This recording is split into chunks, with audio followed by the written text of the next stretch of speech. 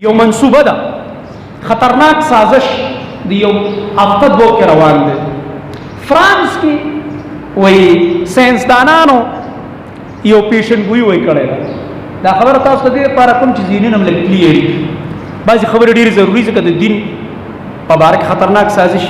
فرانس تاسو ته معلوم دی فرانس کم ملک دی. زموږ د نبي علیه السلام ګستاخي یې وکړې که نه؟ فلمونه یې جوړ کړه که نه؟ خاکې یې جوړې کړې که نه؟ علی الاعلان د قرآن بېعزتي وکړه که نه؟ نو فرانس سره زموږ د دین مینه ده که زموږ د دین سره نفرت دی؟ ځان هوښیار ساتئ، د دین په باب کې به دوکه نه خورئ. که دنیا کې هر څومره ساده دا دونه نقصان نه کوي، خو چې دین کې ساده شوې لاړې تباه شول. دین کې به هوښیار یې، ساده به د ځان نه جوړوي، ساده ګل دې ځان نه جوړ کړی. چې هر سړی په تا باندې خپل دغه خرڅوي لګیا وي، خپله سودا به د باندې خرڅوي. نه، وایي فرانس کې دا اوس په سوشل میډیا دا خبره چلیږي، تاسو یو باز اورئ. وایي فرانس والا وایي چې موږ سره داسې ساینسدانان دي چې د نبي علیه السلام هغه حج کې کومه خطبه ویلې وه که نه حجة الوداع کې، وایي دا انسان چې کله خبرې کوي، خبرې لکه دا زه اوس خبره وکړم بغیر د دې نه چې دا ریکارډینګ وشي، نو دا الفاظ په دې فضا کې ګرځي لکه څنګه چې د اوبو چپې لهرونه وي، نو د دې اواز او خبرو خپل لهرونه وي. نو دوی سره داسې آلات چې دا راکینچ کولی شي. وایي داسې آلات موږ سره شته او ټیک ته دا به منو، خدا به د چا دپاره په دې خبر ځان کوي. نو په دې وجه دوی وایي موږ داسې کسان پیدا کړي ساینسدانان چې د نبي علیه السلام 1400 سال مخکې چې کومه خطبې د حجة الوداع ویلې ده، هغه خطبه به مو ریکارډ کول غواړو، هغه الفاظ راکینچ کوو د فضا نه. فضا کې خو دا ګرځي، وایي دا الفاظ راکینچ کوو او د نبي علیه السلام یو آډیو تقریر مونږ جوړو، بیا به ټول مسلمانانو ټوله دنیا واوري چې هغه په حجة الوداع کې کوم تقریر کړی. نو دا بعضې سادهګان څه هلکه دا خو زبردست کار وشي، د نبي علیه السلام تقریر به مونږ واورو. ساده ګوله د نبي علیه السلام په دې خبره اول ځان پوهي که چې ساینسي لحاظ سره دا خبره غلطه ده. ساینسي لحاظ سره د دې هر اواز خپله فریکوینسي ده. په دې باندې دا کوم چا چې انجینیرنګ ولې دا پې پوهېږي.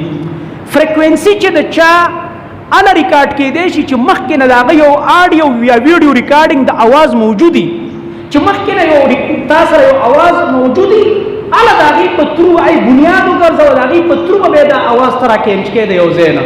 چې تا سره مخکې نه د هغې سره آډیو اواز نشته، اواز تا سره ریکارډینګ کې شته دی نه، اصل تا سره شته نه، نو ته د هغه اواز راټینګولی نشي.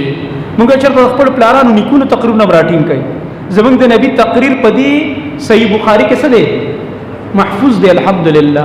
موږ ته نه ستاسو د ریکارډینګ ضرورت شته، نه ستاسو د دې ساینسي آلاتو ضرورت شته. اصل کې دا د یو فتنې بنیاد دی.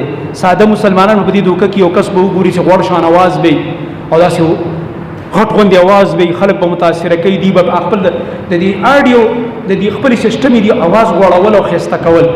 نو تا ته به ظاهر کوم د دې صحیح بخاري نه خطبه د نبي علیه السلام په اواز کې نشر کړي، خو بله ورځ به هم د دې اواز کې چې دا به یو سړی او انګریز یا یو کافر به کېنولی، عربي به ښه یاده، ډېر کافر دی او عربي ورته ښه ټیټه یاده ده. هغه خبرې به دله په دې اواز کې راوباسي چې به د دې دین خلاف وي او تا ته وګوره پیغمبر خدا هم ویلي او پیغمبر خدا هم ویلي. نو زمونږ هر څه د نبي علیه السلام څه دي مخکې نه محفوظ دي. زمونږ نه آډیو ته ضرورت شته او نه هم ویډیو ته ضرورت شته. دا زمونږ د نبي صلی الله علیه وسلم معجزه ده الحمدلله چې زمونږ د نبي دین محفوظ دی، یو یو لفظ محفوظ دی. دا لاسکه د نبی علیہ السلام یو حرکت محفوظ دی. نبی علیہ السلام چې کوم د حج سفر کړی دی، تا هغه حدیث وګوره په دې بخاري کې راواړه، کم ځای کې چې دمه کړې ده، د کمې ونې د لاندې کړې ده، د کمې ګټې خواته یې کړې ده، د کمې کندې خواته یې کړې، د هغه کندو، د هغه ګټو، د هغه ونو، د هغه لارو ښي اړخ ته یې دمه وکړه او که ګس اړخ ته دا ټولې خبرې شته چې فلاني ځای کې نبي علیه السلام دمه وکړه، د لارې نه ګس اړخ ته شو.